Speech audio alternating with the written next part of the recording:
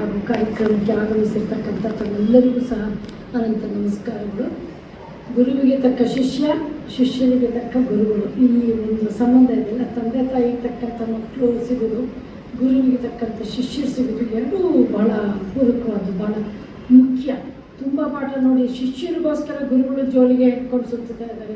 ಒಂದು ವಿಶೇಷ, ಯಾವ ಗುರು ತನ್ನ ಸ್ಟೇಟಸ್ ಬಿಟ್ಟು ಒಬ್ಬ ಶಿಷ್ಯನಿಗೆ ಮುಂದಕ್ಕೆ ತರೋದಕ್ಕೋಸ್ಕರ ಒಂದು ಫಂಡ್ಸ್ ರೈಸ್ ಮಾಡೋದಕ್ಕೆ ಕೇಳ್ತಾರೆ ಅನ್ನೋದ್ರಲ್ಲೇ ಗೊತ್ತಾಗುತ್ತೆ ಗುರು ಎಂಥವ್ರು ಅಂತ. ಅದಕ್ಕೆ ಪ್ರಾಮಾಣಿಕವಾಗಿ ಸಂಪೂರ್ಣ ಜೀವ ಒತ್ತೆ ಇಟ್ಟು ಇವತ್ತು ಆ ಮಗು ಕಾಂತ ನೃತ್ಯ ಪ್ರದರ್ಶನ ಮಾಡ್ತಾಯಿದೆ. ರಂಗಪ್ರವೇಶ ಅಂದರೆ ನಮ್ಮ ಎಲ್ಲ ನೃತ್ಯ ಗುರುಗಳಿದ್ದಾರೆ, ಅವ್ರಿಗೆಲ್ಲ ಗೊತ್ತು.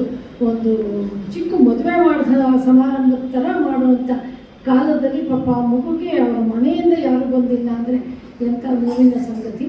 ಅಂಥದ್ರಲ್ಲೂ ಆ ಮಗು ಇಲ್ಲಿ ಇವತ್ತು ಮಾಡ್ತಿದೆ ಅಂದರೆ ಆಚಾರ್ಯರು, ಅವರ ಪತ್ನಿ, ಅವರ ತಂದೆ ತಾಯಿ ಸಮಾನವಾಗಿ ಗುರುವಾಗಿ, ತಂದೆ ತಾಯಿಯಾಗಿ, ಪೋಷಕರಾಗಿ ಎಲ್ಲವೂ ಆಗಿ ಆ ಮಗುವಿಗೆ ದಾರಿ ತೋರಿಸ್ತಿದ್ದಾರೆ ಅಂದರೆ ಇಂಥ ಗುರುವಿಗೆ ಏನು ಕಾಣಿಕೆ ಕೊಡ್ಬೋದು?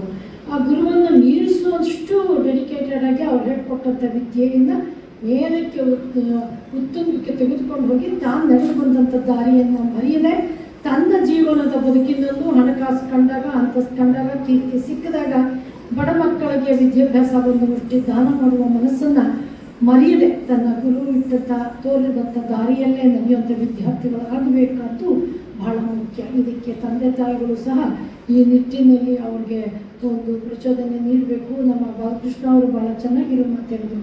ಇವತ್ತು ಹಣ ಸಂಪಾದನೆ ಮಾಡೋದಕ್ಕೆ ಶಾಲೆಗೆ ಹೋಗ್ತಾ ಇದ್ದಾರೆ ಮಕ್ಕಳು. ನಿಜವಾದ ಸಂಸ್ಕಾರವನ್ನು ಪಡೆಯುವಂಥ, ನಿಜವಾದ ಜ್ಞಾನ ಏನಿದೆಯೋ ಅದನ್ನು ಪಡೆಯುವಂಥ ವಿದ್ಯೆ ಸಿಗದೇ ಇರೋದು ಬಹಳ ವಿಪರ್ಯಾಸ. ಪ್ರೈವೇಟ್ ಸ್ಕೂಲ್ಗಳಲ್ಲಿ ಎಲ್ಲ ಸ್ಕ್ರೀನ್ಗಳಲ್ಲಿ ಹಾಕಿ ತೋರಿಸ್ತಿದ್ದಾರೆ, ಲಕ್ಷಾಂತರ ರೂಪಾಯಿ ದುಡ್ಡು ತಗೊಂಡು ಪ್ರಾಜೆಕ್ಟ್ಗಳು ದುಡ್ಡು ಕೊಟ್ಟು ಪ್ರಾಜೆಕ್ಟ್ ಮಾಡಿಸ್ಕೋತಾ ಇದ್ದಾರೆ. ಇದು ಸರ್ಕಾರಿ ಕನ್ನಡ ಮಾಧ್ಯಮ ಗ್ರಾಮಾಂತರ ಪ್ರದೇಶದ ಶಾಲೆಗಳಲ್ಲಿ ಜ್ಞಾನವನ್ನು ಪಡಿಬೇಕು ಅಂತ ಹಂಬಲಿಸ್ತಿರೋ ಮಕ್ಕಳಿದ್ದಾರೆ, ಹೇಳ್ಕೊಡೋದಕ್ಕೆ ಟೀಚರ್ಸ್ ಇಲ್ಲ. 120 ಜನ ಮಕ್ಕಳಿದ್ದರೆ 2 ಟೀಚರ್ಸ್ನ ಕೊಡ್ತಾರೆ. ಅವ್ರನ್ನ ಜನಗಣತಿ ಮಾಡೋದಕ್ಕೆ ಕಳಿಸಿದಾಗ ಪಾಪ ಮಕ್ಕಳಿಗೆ ಪಾಠ ಯಾರು ಮಾಡಬೇಕು? ಈಗ ನೋಡಿ, ಬರುವ ತಿಂಗಳು 7ನೇ ತಾರೀಕಿಗೆ ಮುಗಿಬೇಕು ಜನಗಣತಿ. ಖಂಡಿತ ಅದು ಮುಗಿಯೋಕ್ಕೆ ಸಾಧ್ಯ ಇಲ್ಲ, ಅಷ್ಟು ಕಷ್ಟ ಆಗ್ತಾ ಇದೆ.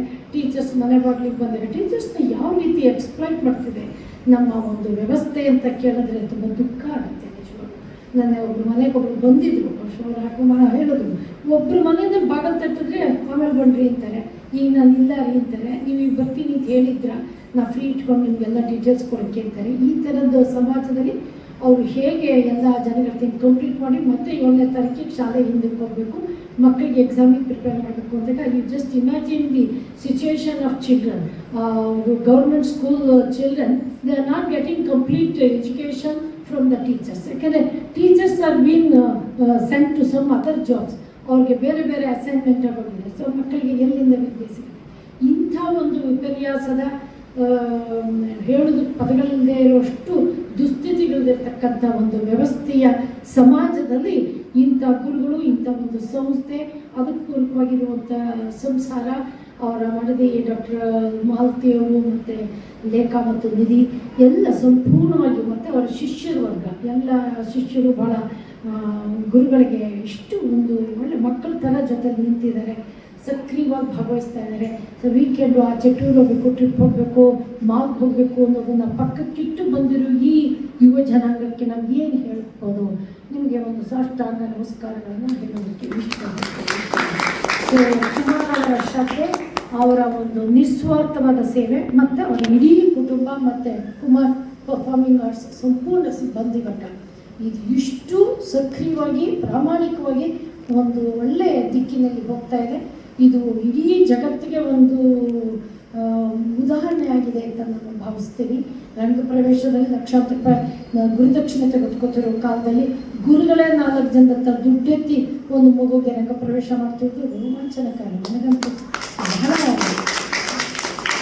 ಆನಂದ ಬರ್ತಾ ಇತ್ತು. ಇಂಥವರೆಲ್ಲ ಇರೋದ್ರಿಂದ ಬಹುಶಃ ಸಮಾಜ ಇಷ್ಟು ಜನ ದರೋಡೆಕೋರರ ಮಧ್ಯದಲ್ಲೂ ಇನ್ನೂ ನಾವು ಬದುಕಿದ್ದೀವಿ, ಜೀವನ ಸಾಗಿಸ್ತಿದ್ದೀವಿ.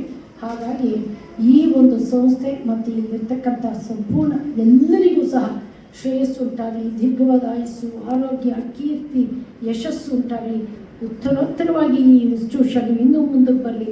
ಹಲವಾರು ಸಂಸ್ಥೆಗಳು ಇದನ್ನು ಉದಾಹರಣೆಯಾಗಿ ತೆಗೆದುಕೊಂಡು ಅವರ ಲೋಪದೋಷಗಳನ್ನು ಅವರ ಮಾತುಗಳನ್ನು ಮರೆತು ಇಂಥದ್ದಕ್ಕೆ ಕೈ ಜೋಡಿಸ್ಲಿ ಅಂತ ನಾನು ನಿಜವಾಗ್ಲೂ ವಿನೀಪವಾಗಿ ಈ ವೇದಿಕೆಯಲ್ಲಿ ಕೇಳ್ಕೊತಾ ಇದ್ದೀನಿ. ಹಾಗೆ ಕುಮಾರ್ ಅವರು ನೊಂದು ಮಾತುಗಳನ್ನು ಕೆಲವೊಂದು ಹೇಳಿದ್ರು. ಬಟ್ ನನಗೇನಿಸುತ್ತೆ ಅಂದರೆ ಗುರು ಪೌರ್ಣಮಿನಲ್ಲಿ ನನಗೆ ಒಂದು ಸಂದೇಶ ಕೊಡಿ ಅಂತ ಕೇಳಿದ್ರು. ಅವಾಗ ನಾನು ಏನಂದೆ ಅಂದರೆ, ನನಗೆ ಇಡೀ ಜೀವನದಲ್ಲಿ ಯಾರ್ಯಾರು ಮೋಸ ಮಾಡಿದ್ರು, ಅನ್ಯಾಯ ಮಾಡಿದ್ರು, ನನಗೆ ಅವಮಾನ ಮಾಡಿದ್ರು, ಬೀದಿ ಪಾಲು ಮಾಡಿದ್ರು, ಅವರೆಲ್ಲರನ್ನೂ ನಾನು ಮುಂದುಗಡೆ ನಿಲ್ಲಿಸಿ ನೀವು ನಿಜವಾಗ್ಲೂ ಈ ಸ್ಥಿತಿಗೆ ತರೋದಕ್ಕೆ ನೀವೆಲ್ಲರೂ ಕಾರಣರು.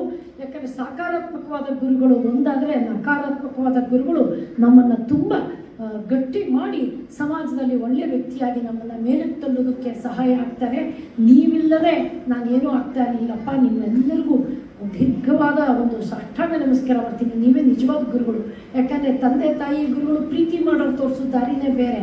ಹೊಡೆದು ಪೆಟ್ಟು ಇನ್ನೊಂದು ಬಾಲಕೃಷ್ಣ ಅವರು ಕೋಲ್ ಕೊಡಬೇಕು ಟೀಚರ್ಗೆ ಅನ್ನೋ, ಇದು ಬದುಕದವ್ರು ಪಾಠ ಕಳಿಸೋವಂಥವ್ರು ಬರ್ತಾರಲ್ಲ ಬೇರೆ ಬೇರೆ ಒಂದು ಪಾತ್ರಗಳಲ್ಲಿ, ಅವರಿಂದ ಕಲ್ತ್ಕೊಳ್ಳುವಂಥ ಪಾಠ ಇದೆಯಲ್ಲ. So we should thank them. ನಮ್ಮ ಎನಿಮೀಸ್ ಅಂತ ತಿಳ್ಕೊಳ್ಳೋದಕ್ಕಿಂತ ಅವ್ರನ್ನ ಸ್ಪಿರಿಚುವಲ್ ಮಾಸ್ಟರ್ಸ್ ಅಂತ ತಿಳ್ಕೊಂಡ್ರೆ ಈ ಮಾತುಗಳನ್ನ ಕೇಳಿದಾಗ ಅವರಲ್ಲೂ ಒಂಥರ ಅಯ್ಯೋ ನನ್ನನ್ನು ಈ ಗುಂಪಲ್ಲಿ ಹೊಗಳ್ತಿದ್ದಾಳಲ್ಲ ಇವಳೆಂತಳು ಅಂತ ಅವರು ಅಂದ್ಕೋತಾರೆ. ಹಾಗಾದರೂ ಒಂದು ಕಿಂಚಿತ್ ಅವರಲ್ಲೂ ಪರಿವರ್ತನೆ ಆಗ್ಬೋದು, ಮತ್ತು ನಮಗೂ ಯಶಸ್ಸು ಉಂಟಾಗುತ್ತೆ ಅನ್ನೋ ಮಾತುಗಳನ್ನು ಹೇಳ್ತಾ ಇಂಥ ಅವಕಾಶ ಕೊಟ್ಟಂಥ ತಮ್ಮೆಲ್ಲರಿಗೂ ಮತ್ತು ಕುಮಾರ್ ಅವ್ರಿಗೂ, ಕುಮಾರ್ ಫ್ಯಾಮಿಲಿಗೂ ಮತ್ತು ಕುಮಾರ್ ಪರ್ಫಾರ್ಮಿಂಗ್ ಆರ್ಟ್ಸ್ಗೂ ಶುಭವನ್ನು ಹಾರೈಸ್ತಾ, ಮತ್ತು ನಮ್ಮ ಕಾಂತ ತುಂಬ ಚೆನ್ನಾಗಿ ಮಾಡಿದ್ದಾರೆ. ಉಜ್ವಲದ ಭವಿಷ್ಯ ಇದೆ. ಸ್ವಲ್ಪ ಚೆನ್ನಾಗಿ ಪೌಷ್ಟಿಕವಾಗಿ ಆಹಾರವನ್ನು ತೆಗೆದುಕೊಳ್ಳಿ ಮಗು, ಮತ್ತು ತುಂಬ ದೇಹ ದಂಡಿಸಿ. ಇದು ನೃತ್ಯ ಒಂದು ತಪಸ್ಸು. ಆ ತಪಸ್ಸು ಯಾವುದೇ ಕಲೆ ಆಗಲಿ ಅದು ಒಂದು ತಪಸ್ಸು. ಆ ತಪಸ್ಸನ್ನು ಮಾಡಿ ಕೊಟ್ಟಿದೆಯಾ ನಿನಗೆ ಸಂಪೂರ್ಣ ಎಲ್ಲ ಒಂದು ದೇವತೆಗಳ ಅನುಗ್ರಹ, ನಟರಾಜನ ಅನುಗ್ರಹ ಸಿಗಲಿ. ಹೀಗೆ ನಿನಗೆ ಕಲೆ ಪೂರ್ತಿ ಸಿದ್ಧಿಯಾಗಲಿ ಅಂತ ಹಾರೈಸ್ತಾ ಅವಕಾಶ ಕೊಟ್ಟ ತಮ್ಮೆಲ್ಲರಿಗೂ ನಮಸ್ಕರಿಸ್ತಿದ್ದೀನಿ. ಧನ್ಯವಾದ.